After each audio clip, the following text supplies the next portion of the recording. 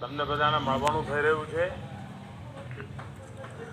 Arcelor Mittal Nippon steel India के Hazira plant का विस्तार होने पर बहुत बहुत बधाई. इस स्टील प्लांट के माध्यम से सिर्फ इन्वेस्टमेंट ही नहीं हो रहा है, बल्कि भविष्य के लिए नई संभावनाओं के अनेक द्वार भी खुल रहे हैं. 60,000 करोड़ से ज्यादा का निवेश गुजरात और देश के युवाओं के लिए रोजगार के अनेक अवसर बनाएगा. इस एक्सपांशन के बाद हजीरा स्टील प्लांट में क्रूड स्टील के उत्पादन की क्षमता 9 मिलियन टन से बढ़कर 15 मिलियन टन हो जाएगी. ये लक्ष्मी मित्तल जी को, भाई आदित्य को और उनकी पूरी टीम को बहुत बहुत बधाई देता हूं. साथियों, अमृत काल में प्रवेश कर चुका हमारा देश अब 2047 के विकसित भारत के लक्ष्यों की ओर बढ़ने को आतुर है.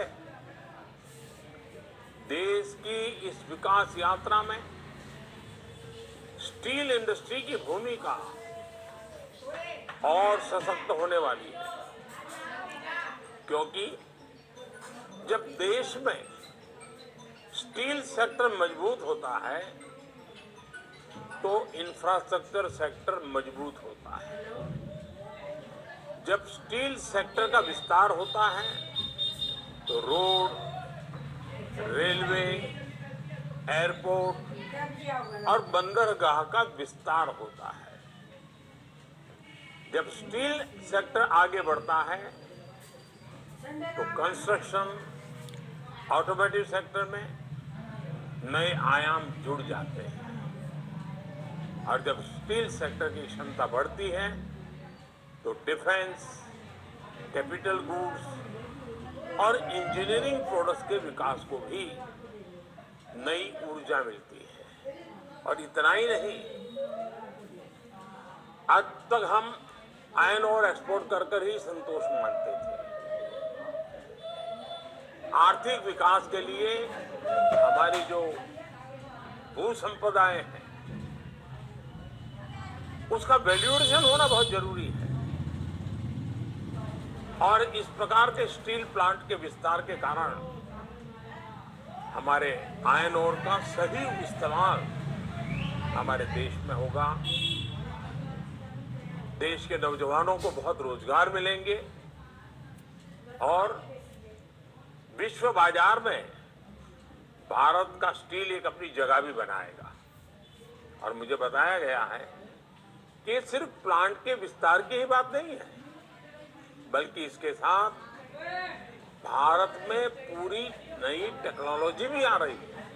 ये नई टेक्नोलॉजी इलेक्ट्रिक व्हीकल के क्षेत्र में, ऑटोमोबाइल के क्षेत्र में, अन्य मैन्युफैक्चरिंग क्षेत्र में बहुत मदद करने वाली है.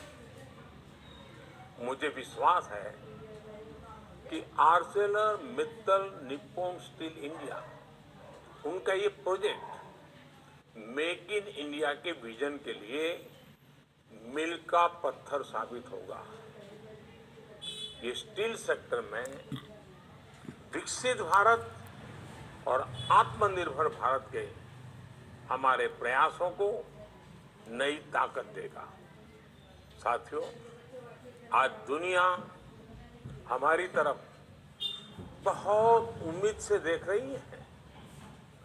भारत दुनिया का बड़ा मैन्युफैक्चरिंग हब बनने की दिशा में तेजी से आगे बढ़ रहा है और सरकार इस सेक्टर के विकास के लिए आवश्यक पॉलिसी एनवायरनमेंट बनाने में तत्परता से जुटी है. मैं गुजरात सरकार को भी बधाई देता हूं कि भूपेंद्र भाई पटेल के नेतृत्व में जो नई इंडस्ट्रियल पॉलिसी आई है वो भी गुजरात को मैन्युफैक्चरिंग हब बनाने की दिशा में बहुत ही दूरदृष्टि वाली वो पॉलिसी है। पिछले 8 वर्षों में सभी के प्रयासों की वजह से भारतीय स्टील इंडस्ट्री दुनिया की दूसरी सबसे बड़ी स्टील उत्पादक इंडस्ट्री बन गई है। इस इंडस्ट्री में विकास की अपार संभावनाएं हैं। सरकार की पीएलआई स्कीम से इससे विस्तार के नए रास्ते तैयार हुए हैं। आत्मनिर्भर भारत अभियान को मजबूती मिली है।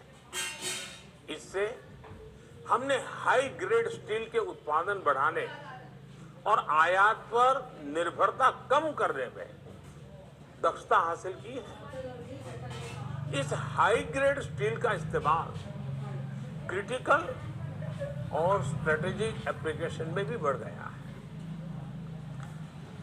आपके सामने आईएनएस विक्रांत का उदाहरण है। पहले हम एयरक्राफ्ट कैरियर में इस्तेमाल होने वाली स्टील के लिए दूसरे देशों पर निर्भर थे। देश की सुरक्षा को मजबूत बनाने के लिए हमें दूसरे देशों की मंजूरी की दरकार होती थी। ये स्थिति ठीक नहीं थी। इसे बदलने के लिए हमें आत्मनिर्भर बनने की जरूरत थी और भारतीय स्टील इंडस्ट्री ने नई ऊर्जा के साथ इस चुनौती को स्वीकार किया।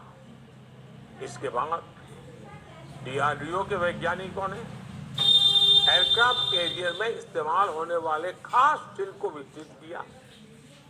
भारतीय कंपनियों ने हजारों मीट्रिक टन स्टील को प्रोड्यूस किया और आईएनएस विक्रांत पूरी तरह से स्वदेशी सामर्थ्य और तकनीक से तैयार हो गया।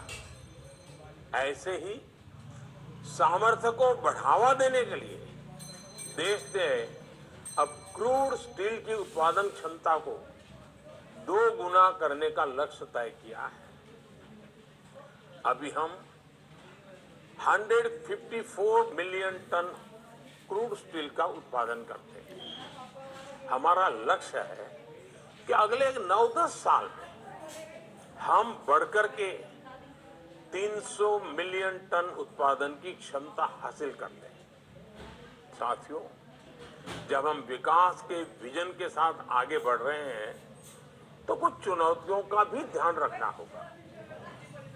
स्टील इंडस्ट्री के लिए कार्बन उत्सर्जन, कार्बन एमिशन ऐसी एक चुनौती है।